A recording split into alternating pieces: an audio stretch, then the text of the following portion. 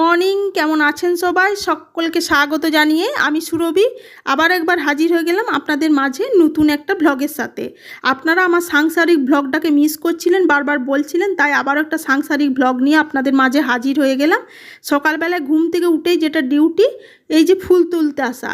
আমার গাছের এই যে এটা প্রথম ফুল ফুটেছে, দেখে মনটা ভীষণ ভালো লাগছে।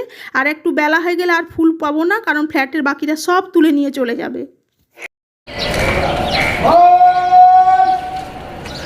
সকালবেলায় ফুল তুলতে এসে প্রথমেই তো খুশি খুশি হয়ে গেলাম, কারণ গাছে প্রথম ফুল ফুটেছে, সেটা আমি পেলাম, আমার ভাগ্যে জুটলো। আর তারপরে বড় কথা, এই যে মাছ কাকুটা এসছে মাছ বিক্রি করতে। কালকে তো বাজারে গিয়েছিলাম, বৃষ্টির জন্য কোনো মাছের দোকান বসেনি আমার বাড়ির সামনেটা, আর দূরে তো যাওয়া হয় না, ওই জন্যই কেনাও হয়নি। বাড়িতে মাছ শেষ হয়ে গেছে, তাই ভাবলাম যে মাছ কাকুটার থেকে মাছ কিনবো।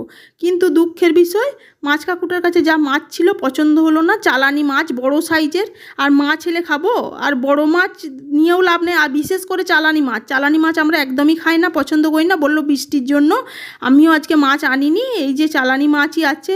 জানে আমি চালানি মাছ খাই না, এর কাকুর কাছে আগেও মাছ কিনেছি অবশ্য। তাই কি করব, আজকে নিরামিষ, বাড়িতে মাছ যখন নাই।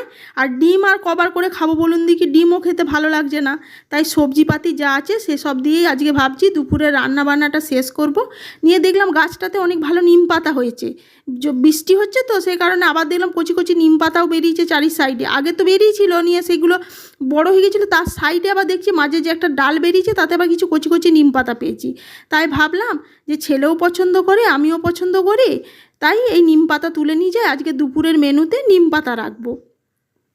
সেই কারণে গাছ থেকে নিম পাতা পেড়ে নিয়ে একদম সিধা চলে আসলাম রান্নাঘরে।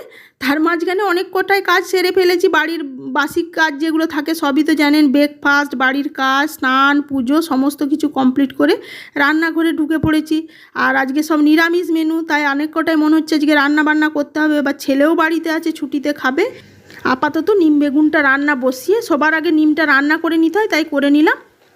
রান্না বান্না সব শেষ করে নিলাম। আজ অনেক বড় রান্না করেছি, প্রচুর কিছু রান্না করে ফেলেছি অনেক দিন পর। মানে এত কিছু রান্না নিরামিষের মধ্যেই, কিন্তু অনেক রকমের আইটেম হয়ে গেছে। ওই যে নিরামিষ হলে অনেকগুলো পদ করতে হয়, আর আমিষ করলে তো মাছ ডিম হলে একটা ঝোল হলে আর কিছু দরকার পড়ে না। চলুন বেশি কথা না বলে অনেক কিছু কি কি রান্না করেছি সেটাই সবার আগে শেয়ার করে দিই। এই যে সবার প্রথমে গাছ থেকে নিম পাতা পেড়ে সেই নিম আর বেগুন দিয়ে, আমাদের ভীষণ পছন্দের। ছেলে আবার বললো মা শুধু নিম পাতা রাখো না, কিন্তু নিম পাতা তো অল্প একটুই দেখলেন। নিয়ে আমি বললাম এই পরের দিন আবার পারবি দুইজনে মিলে, নিয়ে তখন বেশি করে করব। এই যে নিম বেগুন, আর এই যে কলার মোচা দেখলেন তো, সকালবেলায় কাটাকুটি করলাম, কলার মোচা রান্না করেছি। এটা হচ্ছে কুমড়োর তরকারি,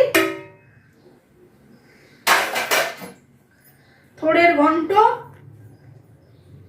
এখনো অর্ধেকটা থোড় আছে জানেন, আর ভাত তো আছে, আর ওখানে সয়াবিন আলুর তরকারি। এই হচ্ছে আজকে আমাদের, এই যে ফুলকপি আলু ভাজা, এই হচ্ছে, এটা অবশ্য সকালেরই ছিল। এই হচ্ছে আজকে আমাদের রান্না বান্না। চলুন এবার খাবারটা রেডি করে নিই। একটু একটু করে অনেক কিছুই রান্না হয়ে গেছে, এবার চলে এসেছি মা ছেলের খাবার বাড়তে। আজকের ব্লগ এখানেই শেষ করছি, কেমন লাগলো অবশ্যই জানাবেন। আজ তাহলে এটুকুই, আবার হাজির হয়ে যাবো অন্য ব্লগে। ধন্যবাদ।